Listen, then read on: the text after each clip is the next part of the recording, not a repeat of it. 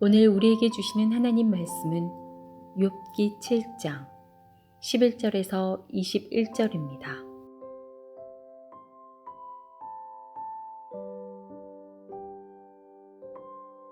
그런즉 내가 내 입을 금하지 아니하고 내 영혼의 아픔 때문에 말하며 내 마음의 괴로움 때문에 불평하리이다. 내가 바다니이까 바다 괴물이니이까 주께서 어찌하여 나를 지키시나이까. 혹시 내가 말하기를 내 잠자리가 나를 위로하고 내 침상이 내 수심을 풀리라 할 때에 주께서 꿈으로 나를 놀라게 하시고 환상으로 나를 두렵게 하시나이다. 이러므로 내 마음이 뼈를 깎는 고통을 겪느니 차라리 숨이 막히는 것과 죽는 것을 택하리이다. 내가 생명을 싫어하고 영원히 살기를 원하지 아니하오니 나를 놓으소서. 내 날은 헛것이니이다. 사람이 무엇이기에 주께서 그를 크게 만드사 그에게 마음을 두시고 아침마다 권징하시며 순간마다 단련하시나이까. 주께서 내게서 눈을 돌이키지 아니하시며 내가 침을 삼킬 동안도 나를 놓지 아니하시기를 어느 때까지 하시리이까. 사람을 감찰하시는 이여, 내가 범죄하였던들 주께 무슨 해가 되오리이까. 어찌하여 나를 당신의 관역으로 삼으셔서 내게 무거운 짐이 되게 하셨나이까. 주께서 어찌하여 내 허물을 사하여 주지 아니하시며 내 죄악을 제거하여 버리지 아니하시나이까. 내가 이제 흙에 누우리니 주께서 나를 애써 찾으실지라도 내가 남아있지 아니하리이다.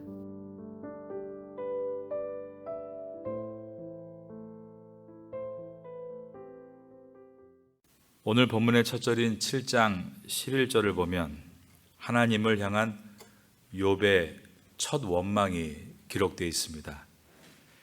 11절을 보겠습니다. 그런즉 내가 내 입을 금하지 아니하고 내 영혼의 아픔 때문에 말하며 내 마음의 괴로움 때문에 불평하리이다. 그런데 앞에 있었던 욥기서 1장 22절에 보면 이 모든 일에 욥이 범죄하지 아니하고 하나님을 향하여 원망하지 아니하리라 라고 되어 있습니다. 그러므로 오늘 본문인 7장 11절 말씀과 1장 22절의 말씀은 서로 상충하는 것처럼 보입니다. 바로 이 부분이 우리가 욥기서를 묵상해야 하는 이유입니다. 욥의 세 친구는 단순히 욥의 이 겉모습만을 보면서 욥이 부하고 건강할 때는 하나님을 잘 믿고 믿음의 언어만을 사용하다가 부가 다 사라지고 건강을 잃자 하나님과 멀어지고 불신의 언어를 사용하고 있다고 욥을 책망했습니다. 세 친구들의 말은 욥기서 1장과 2장에서 사탄이 했던 말과 유사합니다. 사탄은 하나님이 만일 욥의 소유와 건강의 울타리를 걷어가시면 욥은 하나님을 욕하고 떠날 것이라고 했던 것입니다.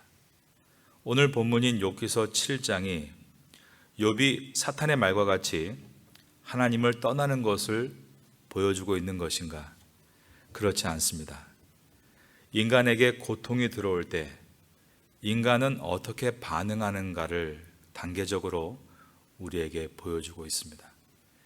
인생 수업이라는 유명한 책이 있습니다. 엘리자베스 커블러 로스라는 사람이 쓴 책인데 그가 낸 책 중에 On Death and Dying, 죽음과 죽어감이라는 책이 있습니다.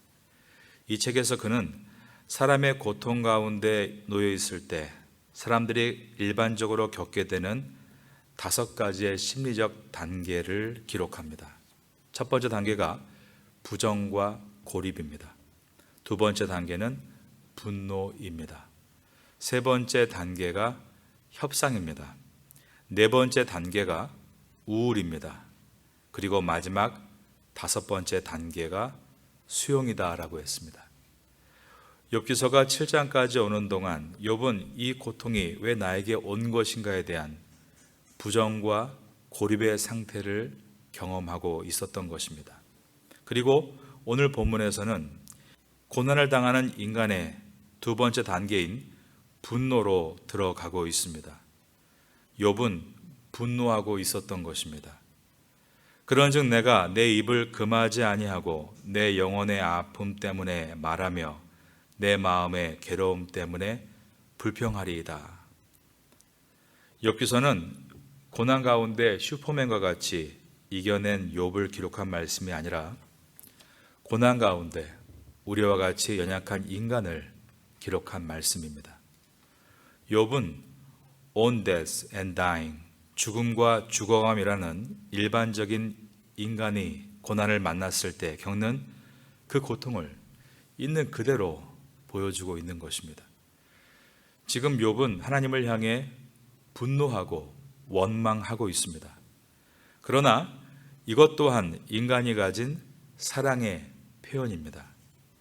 욥기서가 1장에서 이 모든 일에 욥이 범죄하지 아니하고 하나님을 원망하지 아니한지라라고 기록하고 나서 7장 11절에서 그런즉 그가 내 입을 금하지 아니하고 내 영혼의 아픔 때문에 말하며 내 마음의 괴로움 때문에 불평하리이다, 이 내용을 그대로 남겨놓은 이유는 이 2가지 내용이 서로 상충하는 것이 아니라 이 2 내용 모두 다 욥이 하나님을 사랑하는 데서 오고 있는 것임을 보여주기 위해서입니다. 그러므로 사랑의 반대는 분노가 아닙니다. 사랑의 반대는 무관심인 것입니다. 마음 깊은 곳에서부터 진정으로 하나님을 사랑하는 마음을 갖고 나아간다면 하나님은 이러한 욥의 탄식마저도 그분을 향한 사랑임을 오늘 욥기서는 기록하고 있는 것입니다. 하나님께서는 오늘 본문에서 욥이 탄식하고 원망하는 기도를 그대로 기도로 받아주고 계십니다. 왜냐하면 하나님과 성도가 관계를 회복하는 데 있어서 이것 또한 필요한 과정이기 때문입니다. 사랑과 자비가 한량없으신 하나님은 욥의 분노를 적대적인 감정으로 보시지 않고 욥이 회복되는데 필연적인 과정으로 보신 것입니다. 그러므로 당신의 사랑과 자비로 그의 원망과 분노의 기도를 수용하고 계셨습니다. 하나님께서는 우리가 겪는 고통에 못 이겨 절구하는 기도를 외면하시는 것이 아니라 이해하고 받아주시는 분이십니다. 그 주님 앞으로 나아가시는 우리 모두가 될 수 있기를 주님의 이름으로 축원합니다. 욥의 탄식과 원망을 보겠습니다. 12절입니다. 내가 바다니이까 바다 괴물이니이까 주께서 어찌하여 나를 지키시나이까. 여기서 괴물은 히브리어 탄닌이라는 단어인데 해로운 짐승을 뜻합니다. 여기에 나와 있는 바다와 그리고 바다 괴물은 모두가 하나님의 뜻과 반하는 부정적인 의미로 사용되는 단어들이었습니다.